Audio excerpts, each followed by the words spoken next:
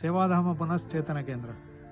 ಬೆನ್ನೂರಿ ಅಪಘಾತ ಆಗಿ ಸ್ವಲ್ಪ ಸಮಯದ ನಂತರ ಸ್ವಲ್ಪ ರೆಸ್ಟ್ ಮಾಡಿ ನಮ್ಮ ಕೇಂದ್ರಕ್ಕೆ ಬಂದರೆ ಆ ಬೆನ್ನೂರಿ ಅಪಘಾತಗೊಂಡವನನ್ನು ನಾವು ಪುನಶ್ಚೇತನಗೊಳಿಸ್ತೇವೆ. ಯಾಕಂದ್ರೆ ಅವನು ಮಾನಸಿಕವಾಗಿ ಆಘಾತ ಇರ್ತಾನೆ, ಅವನು ದಿನನಿತ್ಯದ ಚಟುವಟಿಕೆಗಳಿಗೆ ಅವನಿಗೆ ಗೊತ್ತಿಲ್ಲ, ಮಲಮೂತ್ರ ವಿಸರ್ಜನೆಗಳಿರ್ಬೋದು ಅಥವಾ ಶಿಫ್ಟಿಂಗ್ ಸ್ಕಿಲ್ಸ್ಗಳಿರ್ಬೋದು ಅವನಿಗೆ ಗೊತ್ತಿಲ್ಲ. ಆದರೆ ಯಾವಾಗ ಪುನಶ್ಚೇತನ ಕೇಂದ್ರಕ್ಕೆ ಬಂದ ಕೂಡಲೇ ಅವನನ್ನು ಮಾನಸಿಕವಾಗಿ ಮತ್ತು ದೈಹಿಕವಾಗಿ ನಾವು ಅಪ್ಡೇಟ್ ಮಾಡ್ತೇವೆ. ಬೆಳಿಗ್ಗೆಯಿಂದ ಪ್ರಾಣಾಯಾಮ ಯೋಗಾಸನಗಳನ್ನು ಮಾಡಿ ಅವನಿಗೆ ಇಡೀ ದಿನ ಕೂಡ ಆಕ್ಟಿವ್ ಇರಲಿಕ್ಕಾಗಿ ಅವನ body strengthening, upper body strengthening ಮಾಡೋದು, ಡಂಬೆಲ್ಸ್ ಎತ್ತುವಂತಹ ಈ ಒಂದು ಕ್ರಿಯೆಯಲ್ಲಿ ಅವನನ್ನು ತೊಡಗಿಸ್ತೇವೆ.